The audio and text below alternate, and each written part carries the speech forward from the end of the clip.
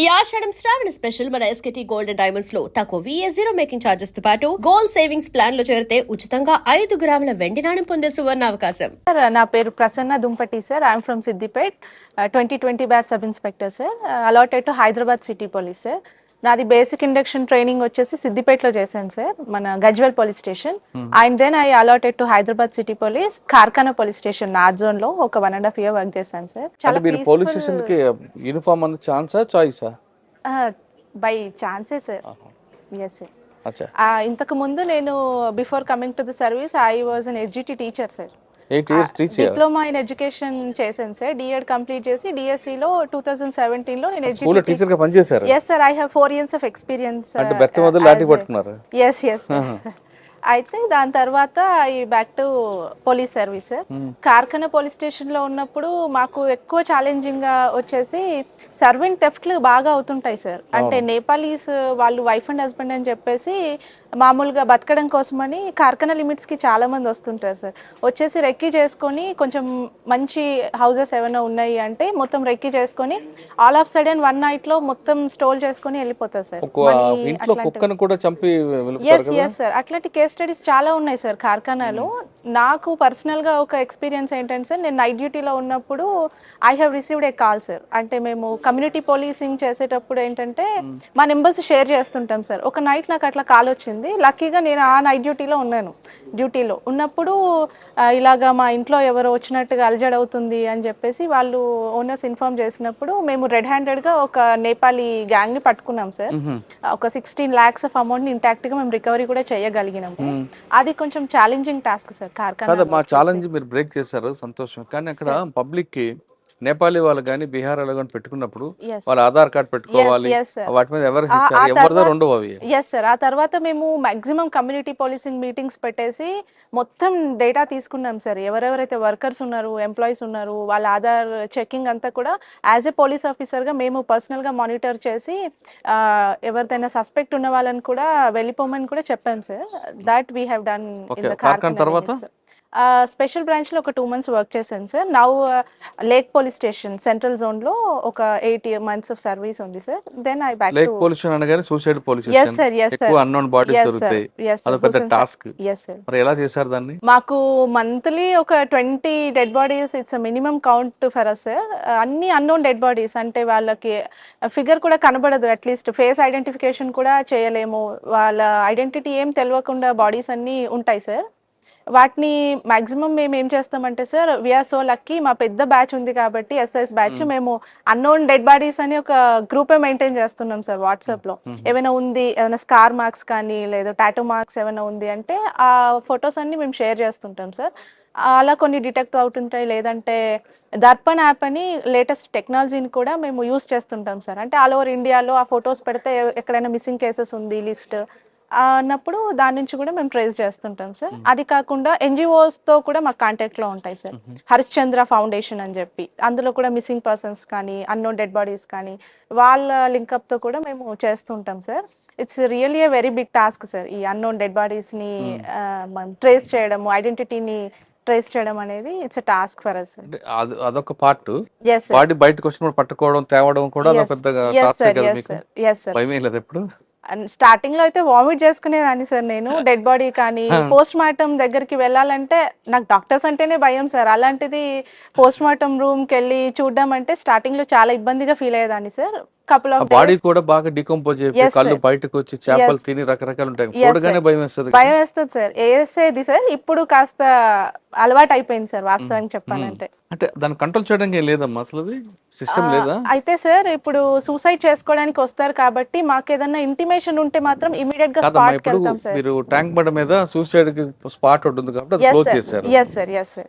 ఇంకా సంజీవ పార్క్ తర్వాత PV నరసింహ ఘాట్ అటువైపు మీరు ఏ విధంగా ట్యాంక్ బండ్ తీసుకున్నారో అదే విధంగా చేస్తే కొంత కంట్రోల్ అవుతుంది కదా? మాది సంజీవయ్య పార్క్ లిమిట్స్ లో మేము ఒక 2 బ్లూ కోట్ వెహికల్స్ ఉంటాయి సార్. Patrolling 24 hours patrolling. అక్కడే ఒక టీమ్ ని మేము స్పెషలైజ్ గా పెట్టాం సార్.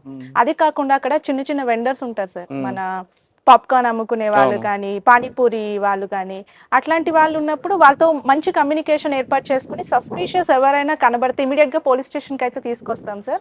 అలా చాలా మందిని సేవ్ చేయగలిగాం సార్ వాస్తవానికి చెప్పాలంటే. సూసైడ్ చేసుకోవడానికి వెళ్తున్నారు, మూడ్ ఆఫ్‌లో ఉన్నారు, ఒంటరిగా ఒక 2 అవర్స్ కూర్చొని ఉన్నారు పార్క్‌లో అన్నప్పుడు మా టీమ్ వెళ్లి ఇమీడియట్‌గా వాళ్ళని తీసుకొచ్చి ఆ కౌన్సిల్ విధంగా మీరు చేస్తుంటాం. తీసుకొచ్చి కౌన్సిల్ చేస్తారు యెస్ కదా! సార్. Yes sir. రీజన్ ఏముంది సార్? లవ్ ఫెయిల్యూరా? లేదా ఫైనాన్షియల్ చాలా అయితే మ్యాటరా? ఫినాన్షియల్ వస్తున్నాయి సార్ ఇప్పుడు. యంగ్ పిల్లలైతేనేమో మాకు స్టడీస్ అవ్వట్లేదు, మా ఇంట్లో ప్రెషర్ అవుతుంది, లేదంటే లవ్ అఫైర్స్ కూడా చెప్తున్నారు సార్.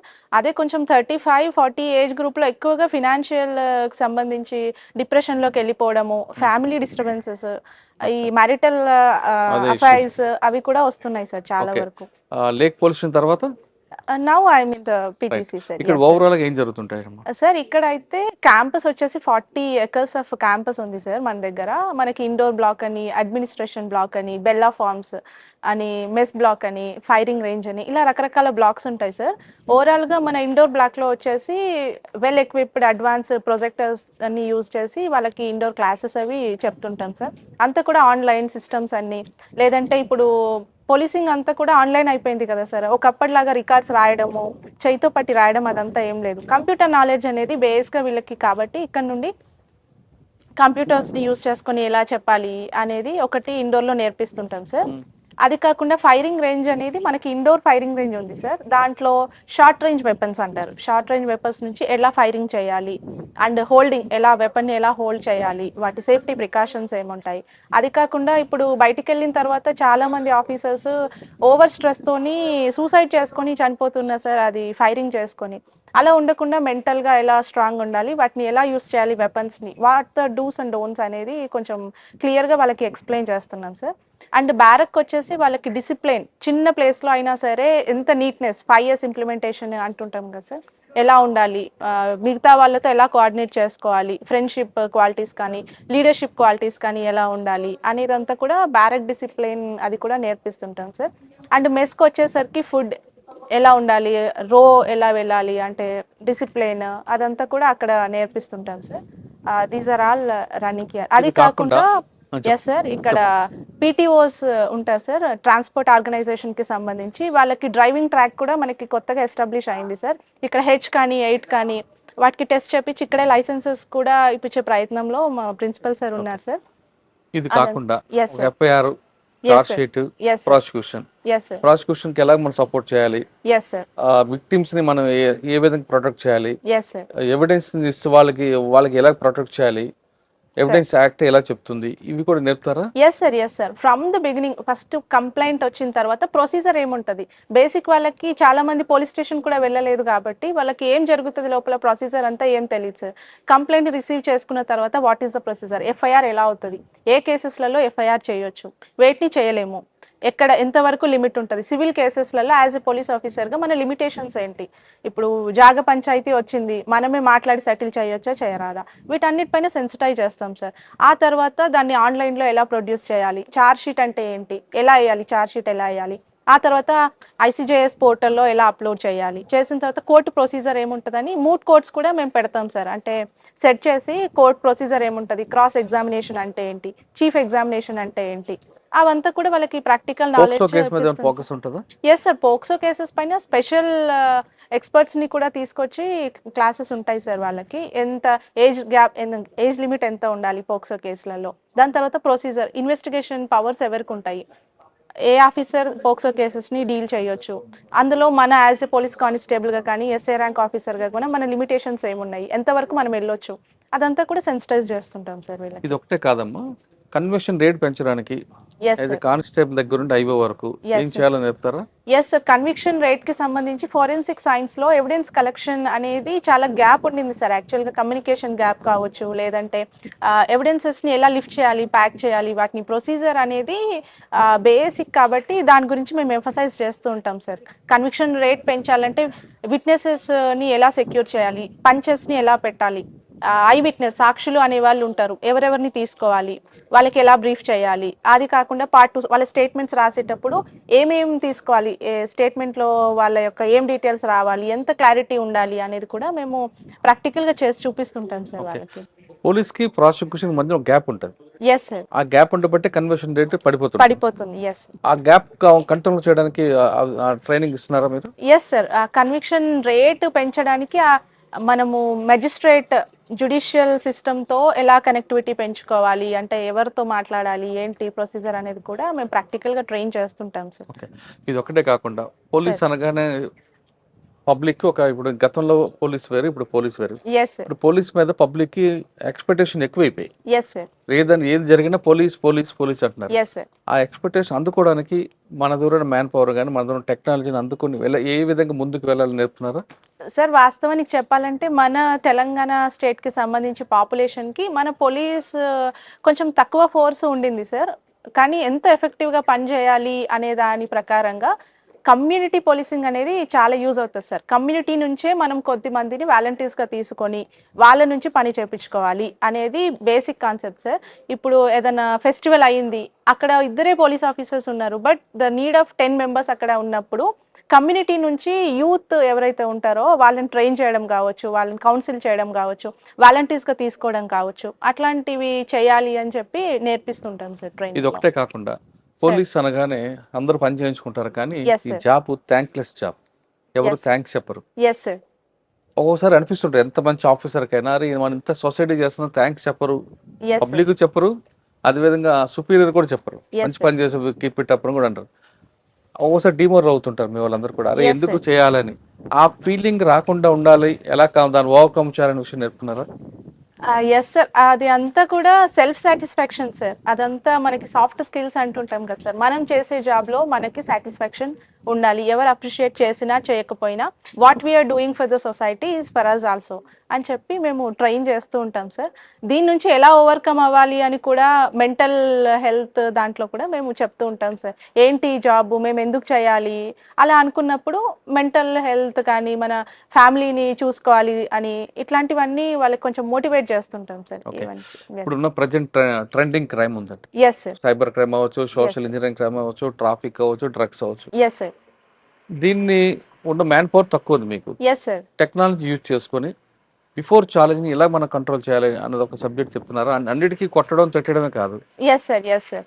ప్రజలకి ఎక్కువ అవగాహన కల్పించడానికి ఎలా మనం ఉండాలి. Police is smart work sir. Hard work అనే కాలం పోయింది సార్. అంటే కొట్టడము, తీసుకొచ్చి వాళ్ళతో కన్ఫెస్ చేయించడం అనేది అంతా పోయింది సార్.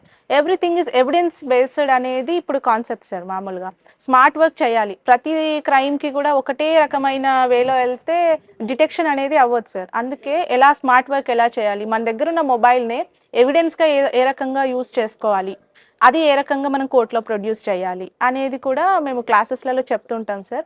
అందు బేసిక్గా సైబర్ అవేర్నెస్ అనేది చాలా ఎక్కువైపోయింది సార్. కాబట్టి ఇప్పుడున్న కొత్త బ్యాచ్ ట్రైనీస్కి సైబర్ అవేర్నెస్ కావచ్చు, సేఫ్టీ ప్రికాషన్స్ కావచ్చు, ఈ do's and don'ts with cyber అనేది కూడా మేము స్పెషల్ క్లాసెస్గా తీసుకొని చెప్తుంటాం సార్.